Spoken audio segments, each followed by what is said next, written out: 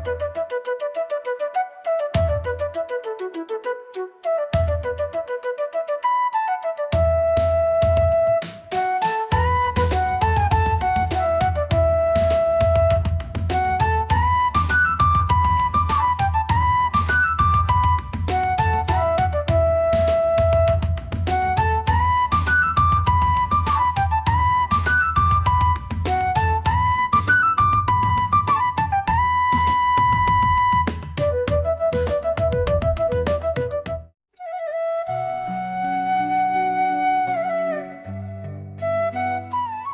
తాతల కాలంలో నేల అనేది మంచి పోషక విలువలతో ఉండేదండి. అలాగే మా తండ్రి కాలం వచ్చేసరికి కొద్ది మొత్తంలో ఈ రసాయనాలు ఉపయోగించడం వలన జీవం అనేది భూమి కోల్పోవడం గమనించాను. ఆ జీవాన్ని కోల్పోయిన భూమిని మళ్ళీ తిరిగి ఉత్తేజపరిచేందుకే నేను ప్రకృతి వ్యవసాయం మొదలుపెట్టాను.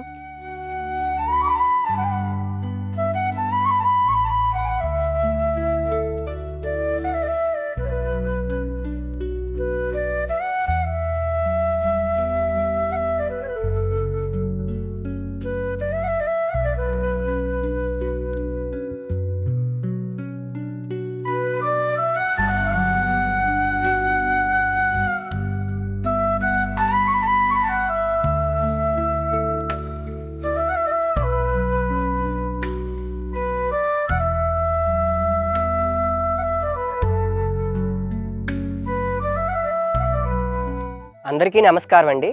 నా పేరు కిలారప్పలనాయుడు. మాది మజ్జిపేట గ్రామం, భీమునిపట్నం మండలం, విశాఖపట్నం జిల్లా.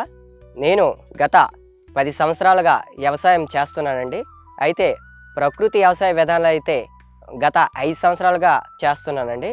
నేను అరెకర విస్తీర్ణంలో బంతి సాగు చేయడం జరిగిందండి. అందులో అంతర పంటల కింద దుంపజాతి అయిన ముల్లంగి వేసుకోవడం జరిగింది. అలాగే సాలులో వరుసల మధ్యలో స్వీట్ కార్న్ మొక్కజొన్న వేసుకోవడం జరిగింది. అలాగే బోర్డర్లో పండ్ల జాతి అయిన అరటి, బొప్పాయి, మునగ అటువంటి పంటలు వేసుకోవడం జరిగిందండి.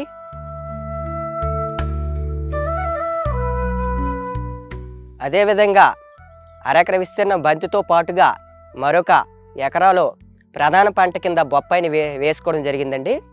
అందులో అంతర పంటల కింద మొక్కకి 7 అడుగులు గ్యాప్ ఉండడం వలన మధ్యలో బంతి 2 లైన్లో వేసుకోవడం జరిగిందండి.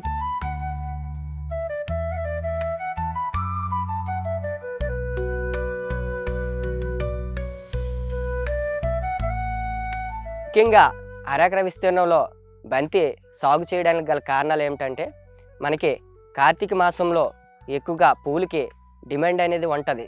స్వామిలు ఉంటారు, భవానీలు, అలాగే ప్రతి ఒక్కరు కూడా ఆ శివుని నామస్మరణతో ఆ మాసంలో అధికంగా పూజలు చేస్తారు. కాబట్టి మనం బంతిని ఈ మాసంలో సాగు చేయడం జరుగుతుందండి. అలాగే దానికి కూలీల ఖర్చు లేకుండా మా బంధువులనైనా, మా అక్క తమ్ముళ్ళు, అలాగే అన్నీలు అందరూ కూడా మాకు సహాయం చేస్తారండి.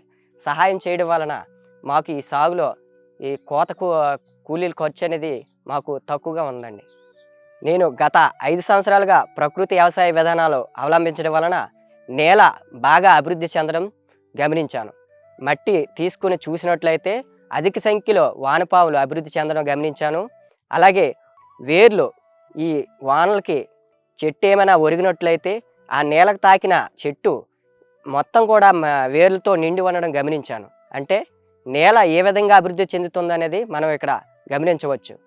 మనకు మధ్య మధ్యలో గ్యాప్లో ఉన్నట్లయితే సూర్యరశ్మి తాకకుండా మనం తీసిన కలుపునే మనం అక్కడ మల్చింగ్ కింద వేసుకోవడం జరుగుతుందండి. అలా వేసుకున్నట్లయితే మన ఒక మట్టిలో ఉన్న తేమ కూడా ఆవిరైపోకుండా ఉంటుంది. అలాగే కలుపు కూడా నివారణ జరుగుతుందండి.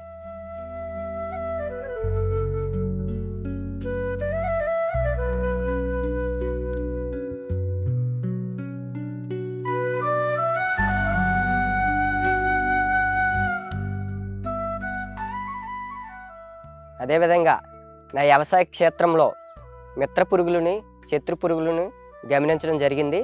అలాగే కొన్ని రకాల శత్రు పురుగులు తినడానికి వివిధ రకాల పక్షులు రావడం నా క్షేత్రంలో గమనించాను. ఈ విధంగా పక్షులు వచ్చి తినడం వలన నాకు కొంతవరకు కషాయాలు అనేది కొట్టడం సమస్య అనేది తగ్గుతుందండి. అలాగే 15 సెంట్ల విస్తీర్ణంలో మనం టమాటా సాగు చేయడం జరిగింది. అది 15 రోజులు అయ్యింది వేసి. అలాగే అందులో చుక్కకూర, మెంతికూర, అలాగే ముల్లంగి కూడా పెట్టుకోవడం జరిగింది.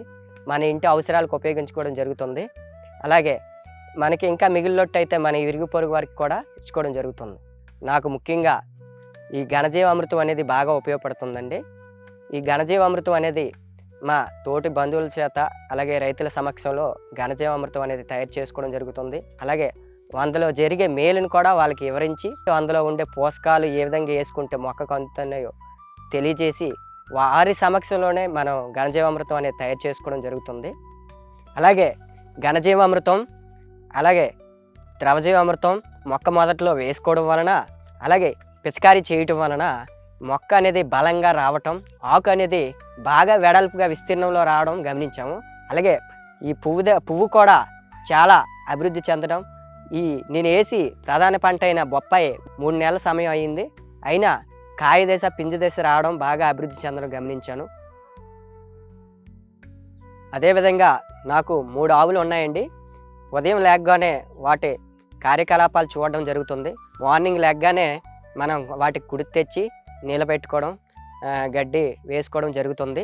అలాగే వాటి నుంచి వచ్చే పేడని మనకి ద్రవజీవామృతంలో, ఘనజీవామృతంలో, అలాగే వాటి మూత్రం ద్రవజీవామృతంలోను, అలాగే కషాయాల్లో ఎక్కువగా ఉపయోగిస్తామండి. ఈ ప్రకృతి వ్యవసాయ విధానంలో ఆవు అనేది ముఖ్య పాత్ర వహిస్తుందండి నాకు.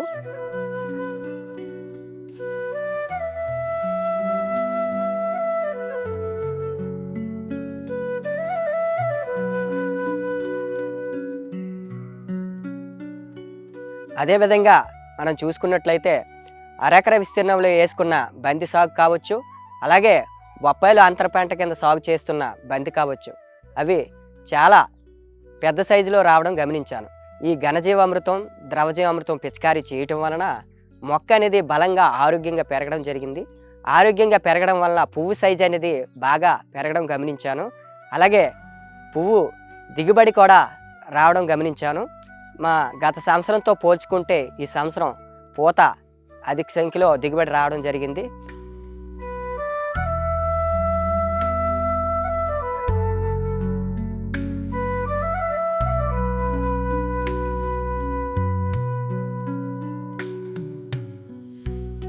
అలాగే ఈ సంవత్సరం తుఫాన్లు రావడం వలన మా గ్రామంలో ఈ బంతి అనేది నష్టపోవడం జరిగింది కెమికల్ రైతులు. అయితే మాకు మాత్రం ఆ వర్ష పరిస్థితులు అనేవి నష్టం అనేది మనకు కలగలేదండి. అటువంటి తుఫాన్లు కూడా తట్టుకొని నిలబడగలిగింది. పూత కూడా చాలా అధికంగా రావడం గమనించాను.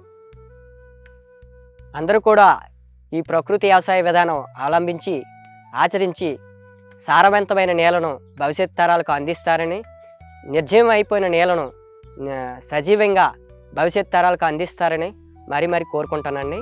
అందరికీ ధన్యవాదాలండి.